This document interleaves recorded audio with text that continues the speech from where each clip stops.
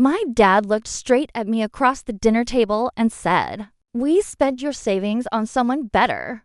No hesitation, no blink, no apology. Just 5 words that shattered everything I thought family meant. For a second, I couldn't tell if my pulse or the silence was louder.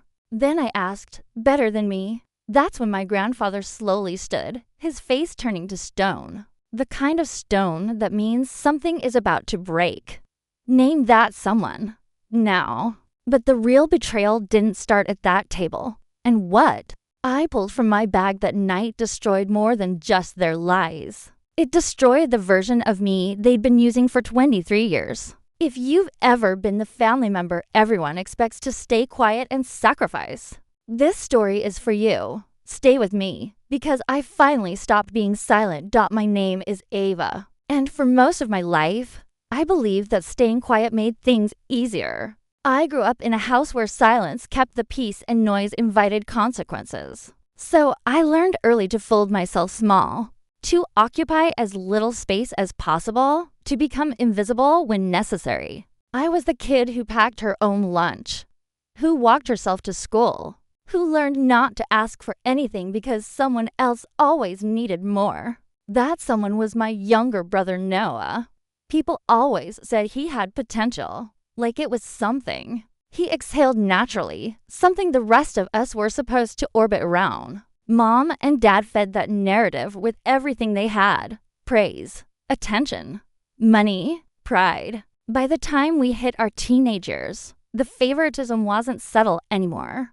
It was a system. And I was the one expected to understand why it made sense. I remember birthdays where Noah received bikes, gadgets, new sneakers from the mall. I got things like, "You're practical, sweetie. You don't need much." And a slice of cake that tasted like obligation.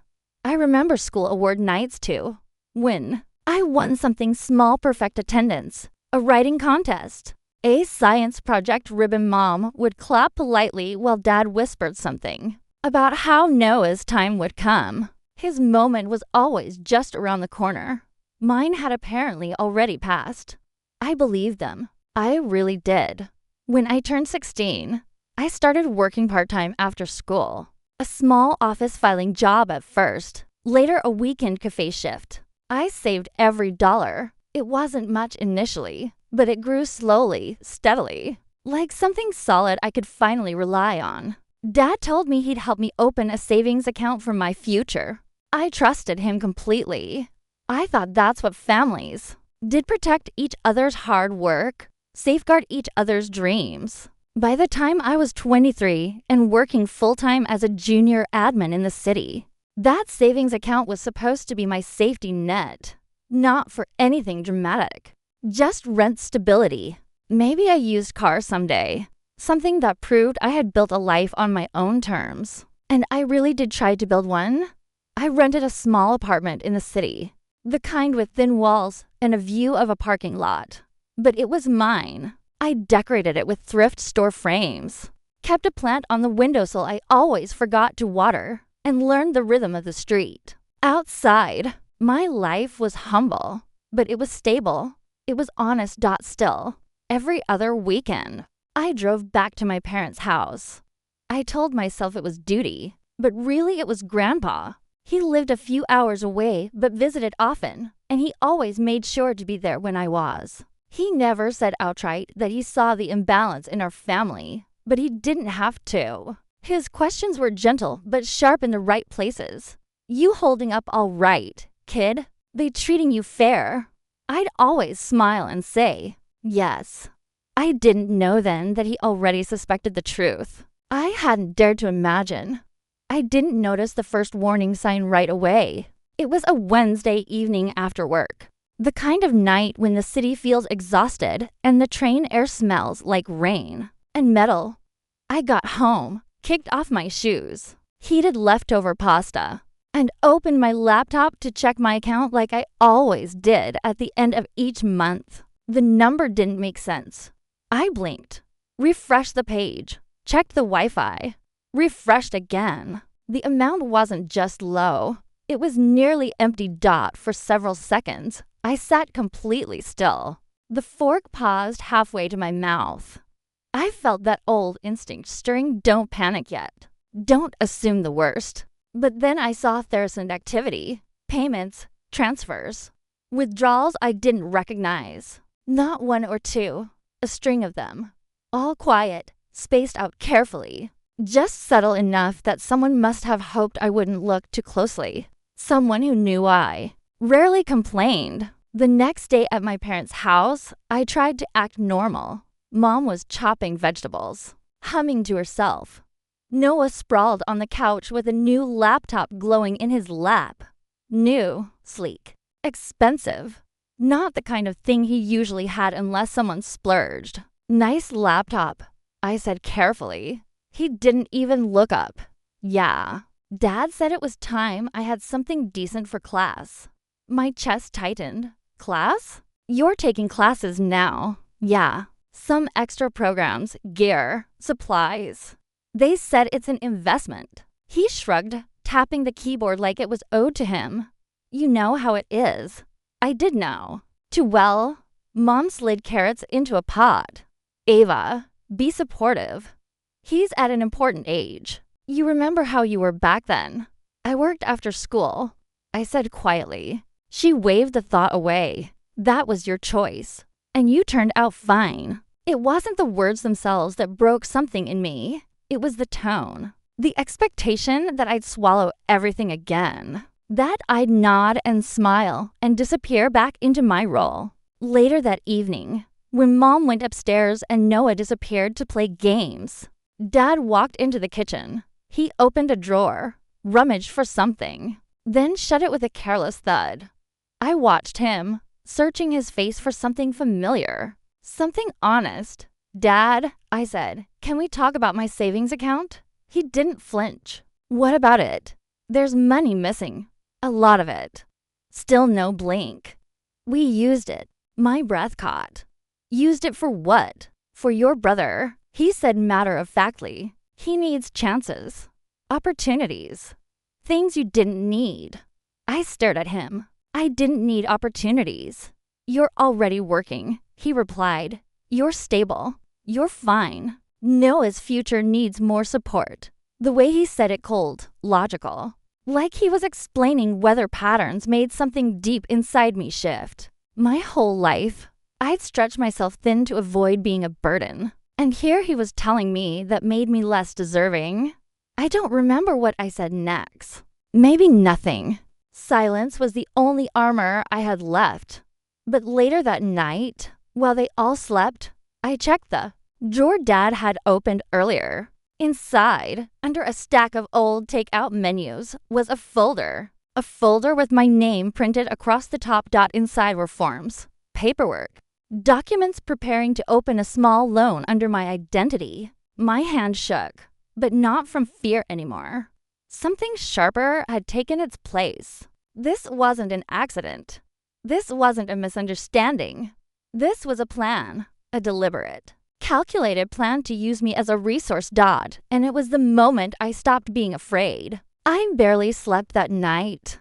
I lay awake in my small apartment, listening to the heater click on and off, replaying every moment in my mind. The empty account, Noah's new laptop, Dad's calm confession, the paperwork hidden in that drawer with my name across the top.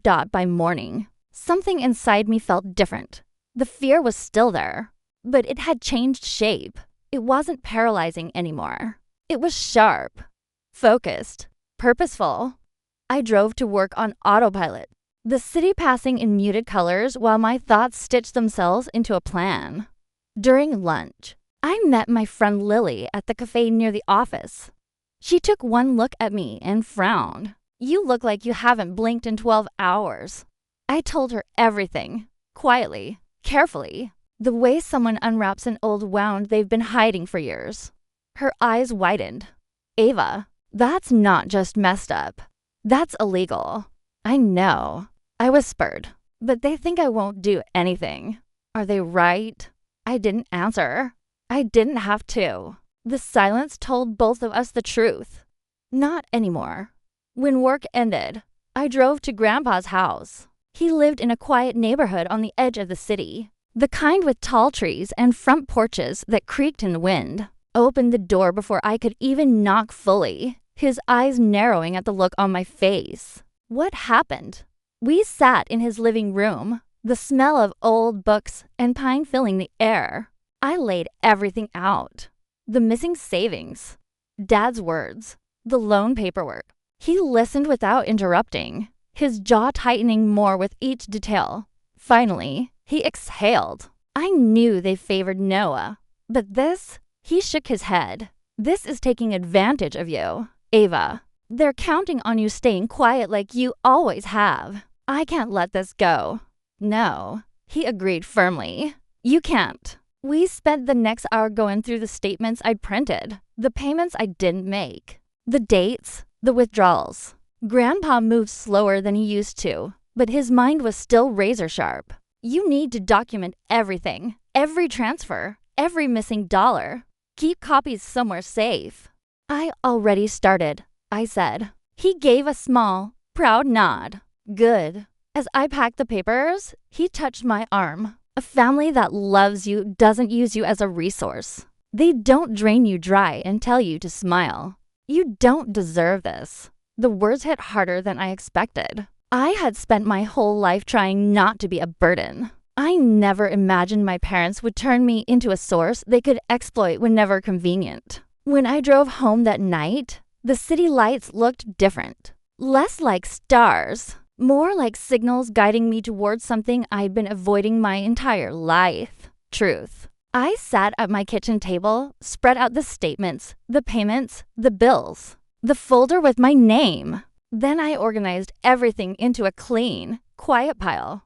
Not for confrontation yet. For the moment Dad would least expect. And I knew exactly when that moment would be. My parents liked to host family dinners whenever Grandpa visited. They said it made the house feel warm, but it always felt staged. Like they were performing a version of a family we didn't actually live in. When Grandpa called to say he'd be in town that weekend, Mom immediately planned one. She asked me to come early. I didn't. I arrived exactly on time, a folder tucked inside my bag. My heart beat steady in a way it hadn't been in weeks. The moment I stepped into the living room, I knew something was off. Mom moved around too quickly, touching napkins, adjusting plates that didn't need adjusting. Noah was sulking in a corner, scrolling on his phone like he was trying to disappear into it. Dadcom, as always, stood near the kitchen doorway, hands in his pockets, expression unreadable. Grandpa sat at the dining table, cane resting beside his chair, eyes sharper than ever. When he looked at me, something in my chest steadied. Dinner started normally. Too normally. Small talk. Clinking silverware. The smell of roasted chicken mixing with the faint citrus cleaner Mom always used. But the air felt stretched thin enough to tear. Dad cut into his food and glanced at me. Hard work's keeping you busy. Yeah, I said. It's been steady. Mom added, we're proud of how independent you are. Not everyone your age manages that. I almost laughed. The irony sat bitter on my tongue. Then Dad said it. Just like that. No pause. No warning.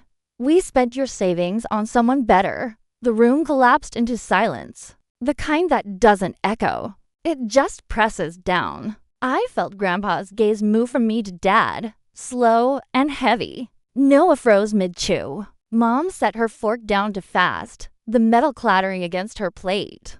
I swallowed once. Better than me? Dad didn't blink. Your brother needed support. You didn't. It's simple. Simple. A word like that should never be used to justify betrayal. I didn't look away. That money was mine. All of it.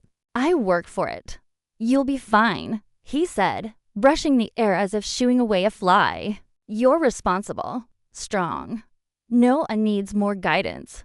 Grandpa pushed back his chair. The abrupt scraping sound cut straight through the room. He stood slowly, but with a presence that filled every corner. Name that someone, he said, voice low and steady. Now. Dad opened his mouth, but whatever came out wasn't confidence. It was panic disguised as irritation. Dad, this isn't your business. We handled things the way we saw fit. That's clear, Grandpa said. Too clear. His gaze flicked to me. I reached into my bag and pulled out the folder. My hands didn't shake this time. Every page felt like an anchor, not a burden. I brought something, I said. Dad's jaw tightened. Ava, I laid the papers on the table. Statements, withdrawals, payments, bills. Dates lined up like a confession. The last page, the loan paperwork sat on top. Mom, single quotes, S breath caught. Where did you get all that? It was in your drawer, I said calmly. The one you thought I'd never check. Noah leaned forward, confusion spreading across his face. Wait, this came from her account? Dad, what? You needed those classes, Dad snapped. Don't start acting ungrateful. I didn't ask you to take her money, Noah shot back, the first real crack in his voice. Why would you even do this? Because you deserved it, Dad said sharply. Ava doesn't need expensive things. She doesn't need the same opportunities. She manages on her own. She always has. Grandpa slammed his palm on the table. Not hard, but with enough force to silence every voice instantly. That does not make her less deserving, he said. It makes her exploited. Dad's face flushed. Dad, you don't understand. Oh, I understand perfectly. Grandpa's voice was ice. You took her savings without asking. You tried to open a loan under her name. You put her future at risk so you could keep pretending Noah is helpless. Mom whispered. We were trying to support him. At her expense? Grandpa asked, turning his eyes back to me. Ava, speak plainly. What do you want to happen now? It was the first time anyone in that house had ever asked me that. I breathed in slowly. I want my savings returned, every dollar. And I want the loan paperwork destroyed by your hands, not mine. Dad shook his head. You're overreacting. You have a job. She won't replace what you stole. Grandpa cut in. You will. Dad's expression shifted. Anger first, then fear. Real, flickering fear. Mom's voice trembled. We don't have that kind of. Then you'll adjust, Grandpa said. Sell something.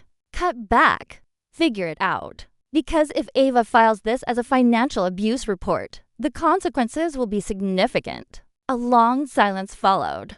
Heavy, unavoidable. Finally, Noah spoke, his voice quiet. Ava, I'm sorry. I didn't know. It didn't fix anything. But it mattered that he said it. Dad sank into his chair like the air had been punched out of him. Fine, he said through clenched teeth. We'll return it. All of it. And the loan? I asked. He swallowed. I'll shred it tonight. Grandpa nodded once, satisfied. Good. Then this family might still have a chance. But I knew better. Some damage doesn't undo. It just becomes a line you never cross again. I stood, gathering my folder. I'm going home.